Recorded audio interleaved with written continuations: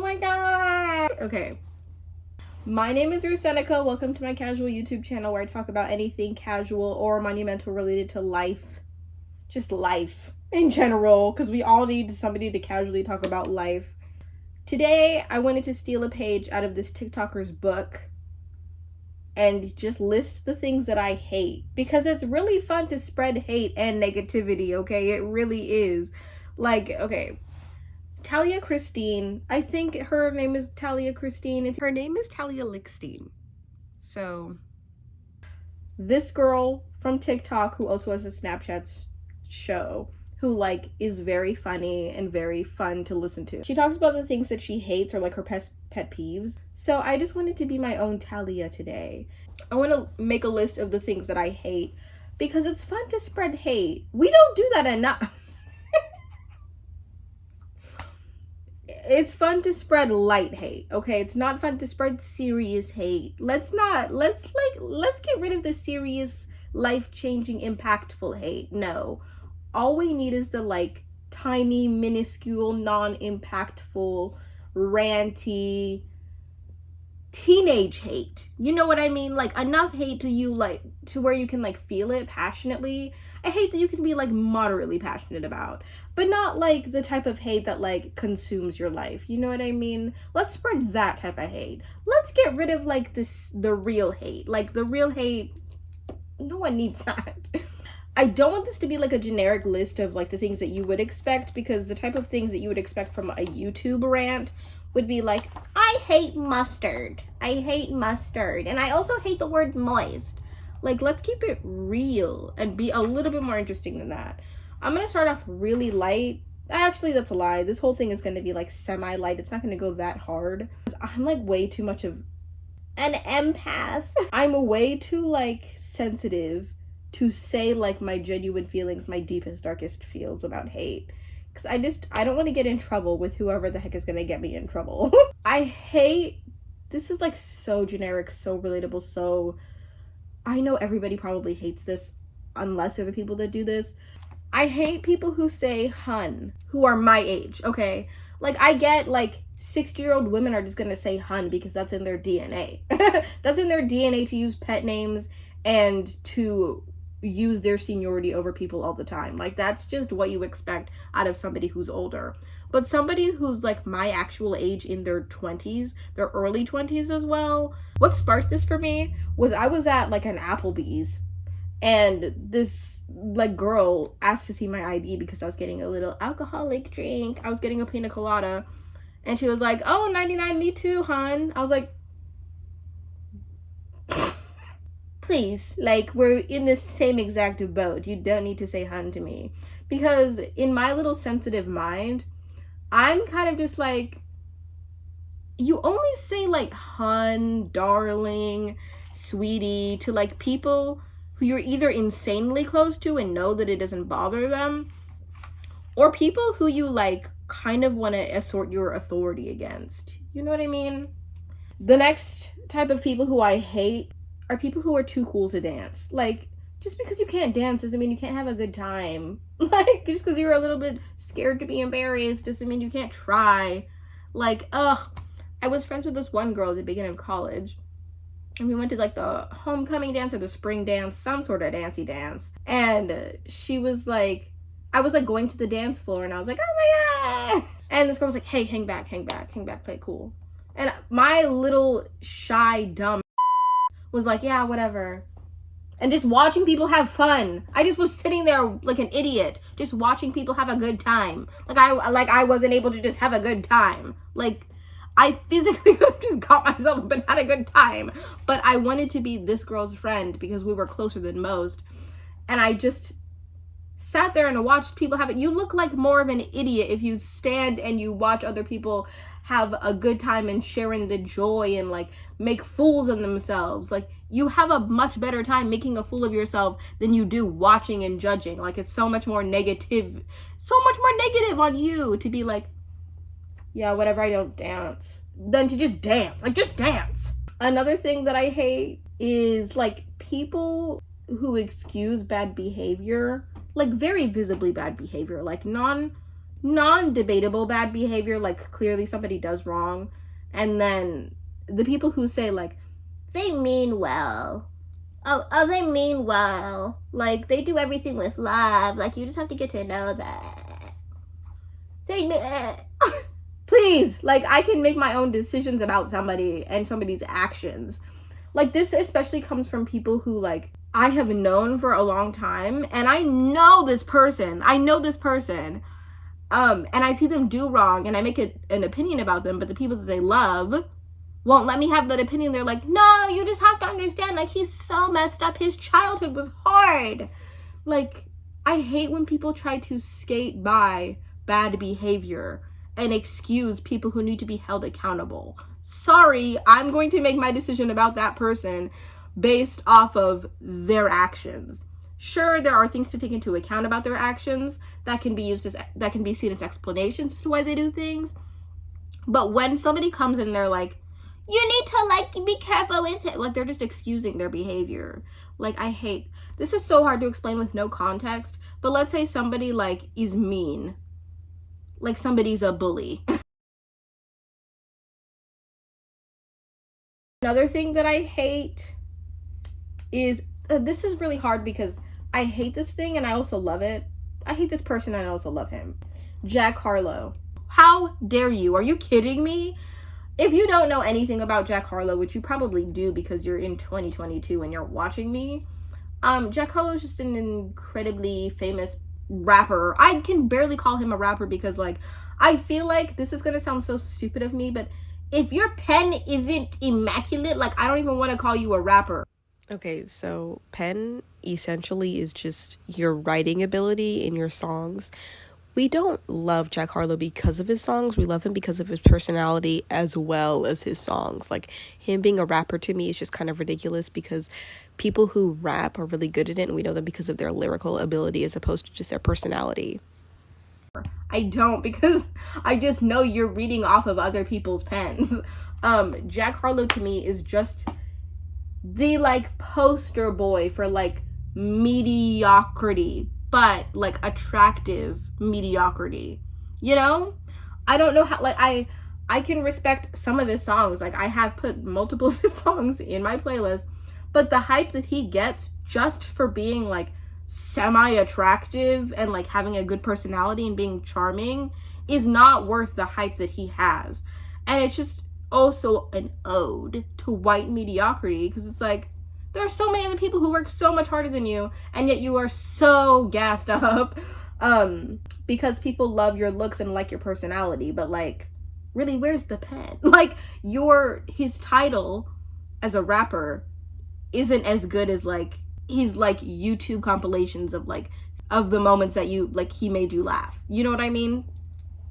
Anyways, Jack Harlow, love ya, hate you at the same time.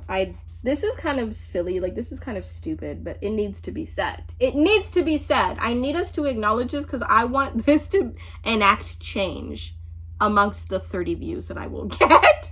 I hate when influencers and actors or like people with fun jobs, okay? I'm gonna say fun jobs because I don't discount that they're hard. Like it is hard to upload videos and to stay relevant and to like I don't even know what goes into being an actor. I'm guessing it's much harder than people think. But I hate when actors and influencers refer to the way that they make income as jobs or like work. Like work. Oh yeah, I'm gonna sit down and do my work. I'm gonna review some shampoo and conditioners. Work.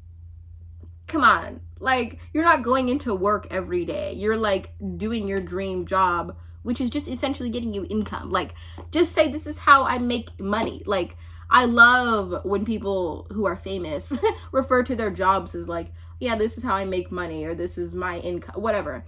Like the idea that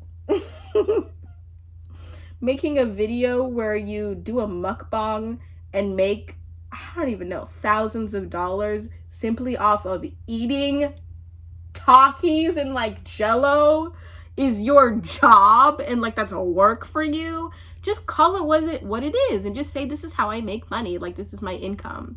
It's not like the idea, I don't know. the idea of a job or the idea of work has the connotation that like it exerts that it's work for you, that like work to me has the connotation that it's hard. Like you work on things that you want to get better at, or you go to work because you are working for your living. This is gonna sound so negative. But when influencers refer to their income as like work and that they have a job to do, I'm like, you don't have a job to do. You have money to make. That's fun. Anyway, people who don't participate in Halloween are the same exact people who are too cool to dance. Like, you're so scared of expressing yourself. You're either so scared of expressing yourself or you're so boring and so unentertaining that things that should like fill your creative side and like give you energy are unappealing to you. Really, like, have a soul. Just have a soul. When people don't do childish things and don't entertain their childish dreams, to me I'm like, okay, you don't have anything going for you in your life. You're sad, you're depressed. Go outside, touch grass, look at the sun. Halloween is purely a holiday that's made for us to like dress up and have a little fun and have a little like spooky time with our friends and family. Like the fact that that people don't like Halloween just blows my mind. I'm like, how deprived of your childhood were you that you just don't enjoy Halloween or dancing? Woo! I should have put this directly after Jack Harlow. But people who are non-black who code switch around black people. Oh my god. This like fills such a deep part in my heart because okay, so if you don't know what code switching is, code switching essentially is just where you flip your language basically around the type of people that you're around. Yeah, like if you're around your coworkers, you code switch you code switch to like have work talk.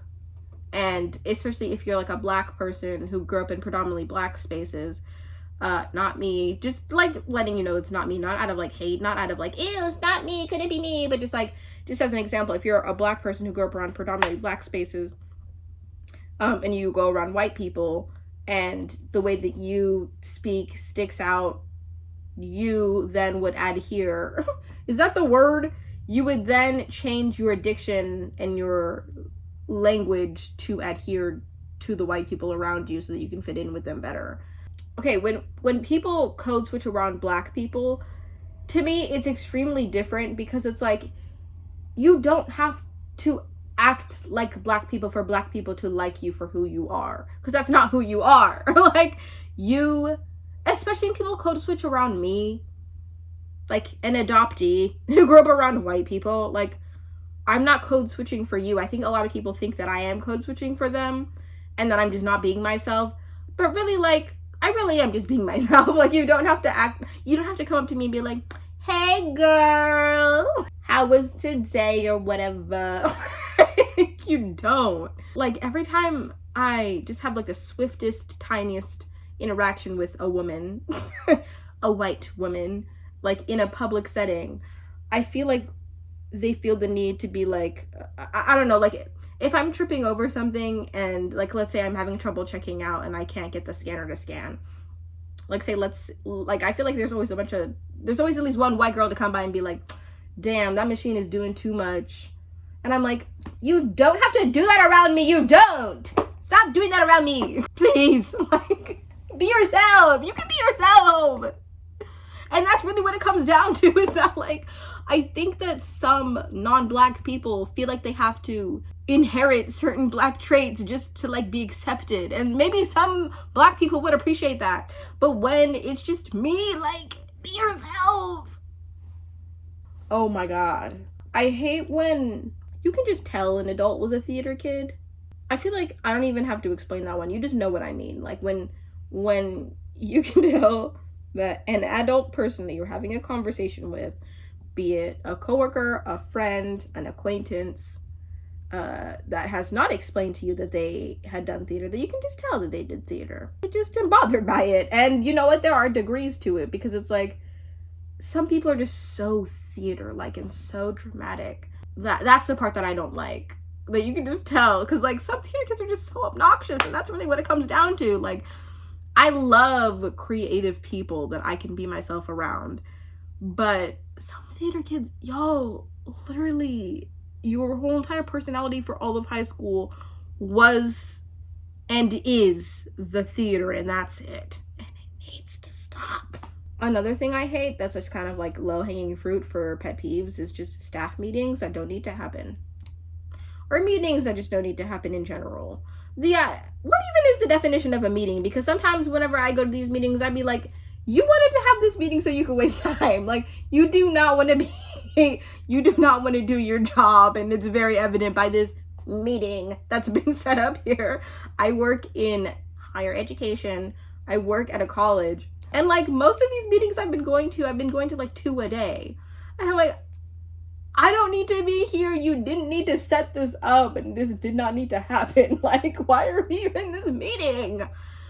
Why are we here in this meeting? Seriously, Dylan. Like, nobody wanted this.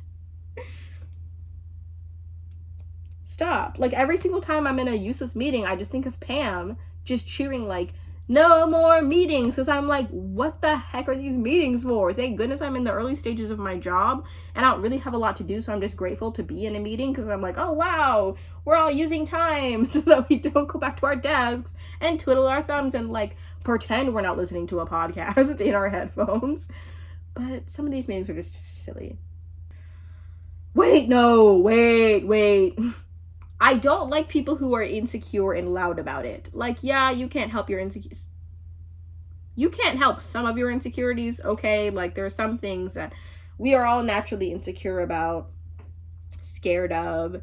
But when people are very loud about their insecurities and consistently, like, loud about their insecurities, and do nothing to work on them, like, people who don't come to terms with the fact that you can either change or embrace your insecurities, and they just complain about them all the time, it's so draining to be around, because like you either have to affirm the person and make them feel better, or ignore them and pretend like you didn't hear it so that they can do the work themselves. I hate, it's so draining to be around very loudly insecure people. We all have insecurities. Sometimes I can't help my insecurities, but I have to recognize that I can either change or embrace them, and I can't just keep talking about them like they just like as if it's fun to hear about. Anyways, that was it.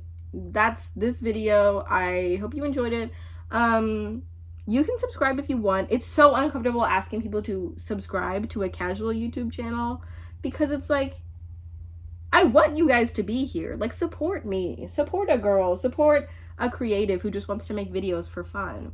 But at the same time, please don't fall into peer pressure. Like, don't feel the need to subscribe to me just because I asked you to. Like, it's a free country. But do, like, support me. Seriously. It would mean a lot. Like,